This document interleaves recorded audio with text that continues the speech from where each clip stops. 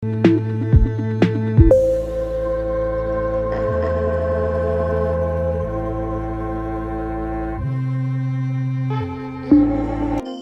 sejahtera seluruh warga Malaysia. Berita hari ini daripada Roti Kaya, Raja Ilya hampir hilang nyawa gara-gara rawatan besarkan punggung.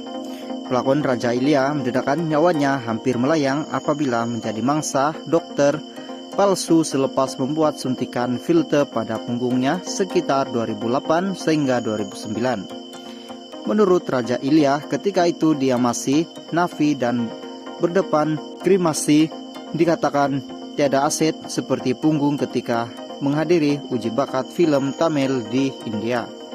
Penerbit menyatakan, saya tiada aset seperti punggung besar, menangis karena merasakan. Saya berputus asa dan kemudian menyambung kerja sepenuh masa di Malaysia. Apabila saya berkongsi cerita ini dengan rakan juru solek, dia mencadangkan memberikan punggung dan memperkenalkan kepada seorang dokter, katanya. Kata Raja Ilya lagi, dia mengumpul duit sehingga 8.000 untuk membuat suntikan filter pada punggung dan yakin dengan dokter berkenaan selepas menunjukkan gambar artis yang pernah melakukan rawatan sama.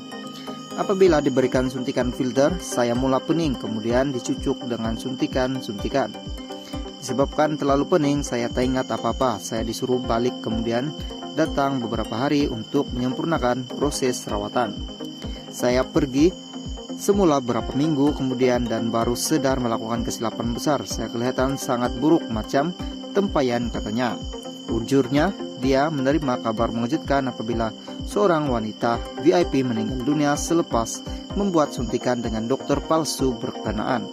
Akibat daripada itu, suntikan itu, Raja Ilya berkata dia mengalami kesan sampingan pada 2015 selepas dimasukkan ke hospital selama berminggu-minggu. Ketika itu saya digigit kucing dan memutuskan ke klinik untuk mengambil vaksin. Ketika itulah segalanya terbongkar dan saya hampir mati. Selepas 3 hari mengambil vaksin, saya sakit dan timbul ketulan seluruh badan. Saya tidak boleh berjalan dan bernapas.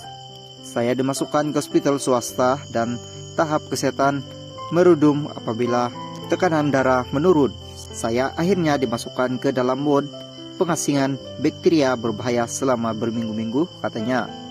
Ujurnya lagi, selepas ujian dibuat barulah dia tahu ianya adalah minyak silikon dan selepas 2 tahun dia melakukan rawatan membuang minyak silikon sebanyak mungkin.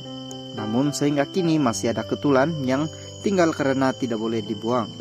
Sebab kebanyakan minyak silikon sudah melekat dengan otot, organ dan tulang belakang.